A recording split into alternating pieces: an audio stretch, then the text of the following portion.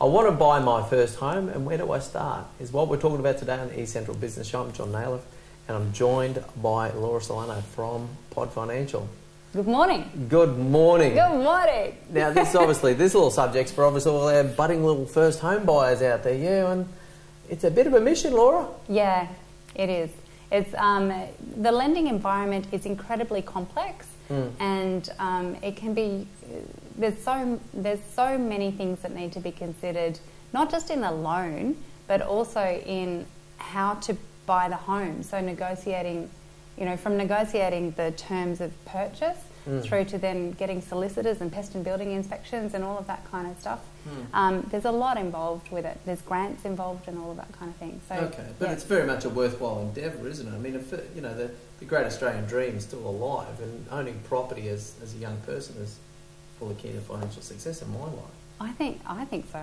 Yeah. Like I love property, and I bought my first place at 24, and I know that there's, and I think that it's a really great way to provide some roots, and actually bed down. Yeah, I know, and I bet you've probably still got to disclose around that statement though, but I know personally, I'm not a mortgage broker, so I'm not have to, say the disclosures first, but, it was recently a revelation for me. There's 3 really good friends in my life. One bought a property at 18, financially independent, travelled the world. Another one was in service station sites and bought his own property and, in various things, has travelled the world and lived the dream. Yeah. And then another one, even a successful business person, colleague of mine from years old, he bought his first property at 21 at Freshwater in Sydney, financially very well off. So it seems that buying property early is actually a pretty good idea, Laura. I guess the evidence I've got. As long as you pay it off, I guess. I am a fan of property, right? Because otherwise, if I wasn't a fan of property, I probably wouldn't be doing what I'm doing. I love property, and I love helping people get into property, if that's something that they want to do. Yeah. Whether they should or they shouldn't is financial planning, ultimately. But, I believe that getting into property is a worthwhile exercise. And so that's why I like to help people do it. So where do they start? First home buyer? Yeah. I mean, they've got a little bit of a deposit going, but it's nowhere near enough. I mean, do they start a conversation earlier or later with a broker? I would, definitely, because... Why? Because you need to be prepared when you go for the loan, because what the lender is going to do is assess your capacity to borrow, and part of that, often the biggest part for the first home buyers is coming up with enough deposit. That's probably the thing that I see the most, is that they have limited deposits. So they need to know how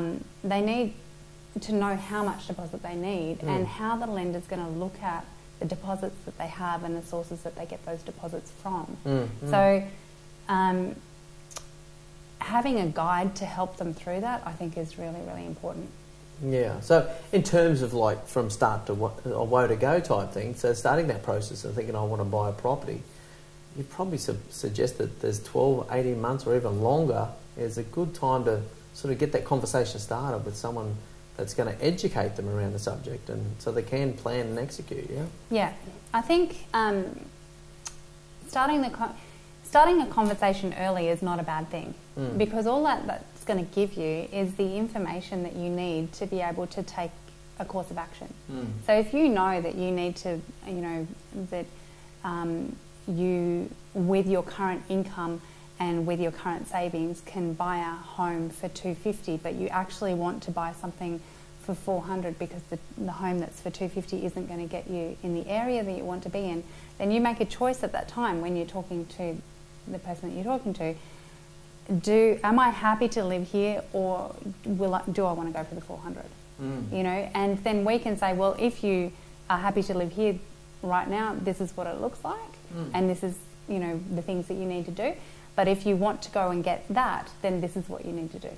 So, we can provide information to help give direction to the decisions that you're making. Yeah, so it's that plan and execution and education that's going to take a while, and the better informed you are, the better, as a young lender particularly, or young doing anything, or at any point in our life, the more educated we get, it seems the better result we get. I think so, and I actually think that education in my role as a mortgage broker, education is one of the biggest things that we do with clients.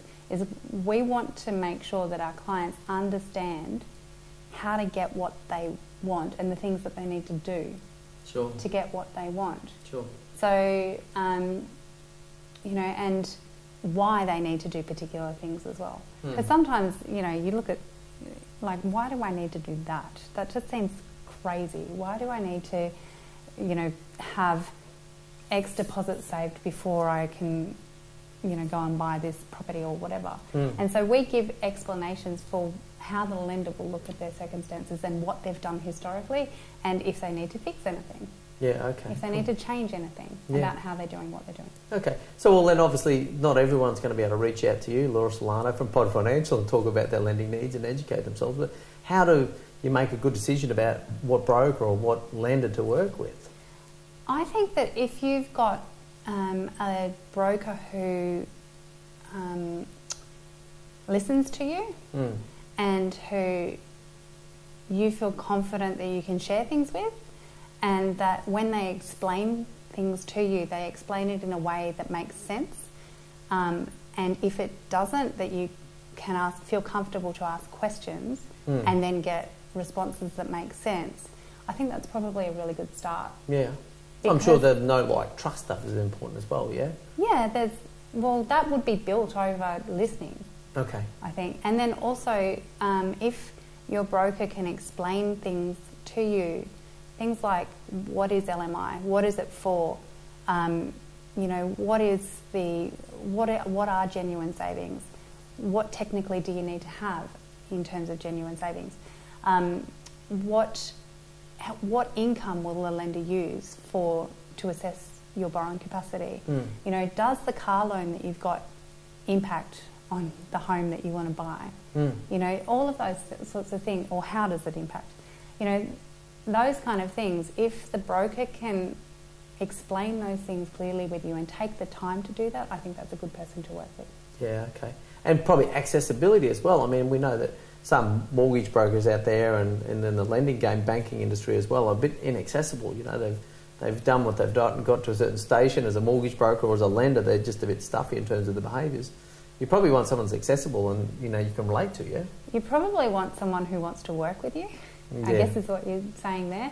So making sure that you feel important, you know, and that the broker lets you know that you are an important person that they want to help. Yeah. Yeah. I mean, as you've said that, I sort of thought about, you know, kind of like, you know, in school there was always that one teacher who, even though you weren't necessarily a good student, you know, there's one teacher you liked and so you listened to and they listened to you and you actually automatically got a better result, yeah? Yeah. I think that's a good analogy because I think... like the one? Yeah. Yeah, I think that we do... A lot of what we do is education. So, you know, to be able to teach people about how their circumstances are seen by a bank, I think is a really good way to look at it. Yeah. Yeah. So you do a couple of semesters in mortgage broking or mortgage knowledge type thing with a teacher you know and like and trust type thing. You're going to get maybe not straight A's, but get a better result. I think so. Yeah. You'll be much better prepared for when you do actually go for a loan, for your first loan. Yeah, okay, fantastic. Well, I think you'd be an excellent teacher, Laura. Thank you. How do people get in contact with you? You can call me on mobile 0422 320 497 or also email through to the office home@podfinancial.com.au. Okay, fabulous. Okay, Laura Sillano, the resident expert in mortgage lending on the eCentral Business Show. We'll see you next time.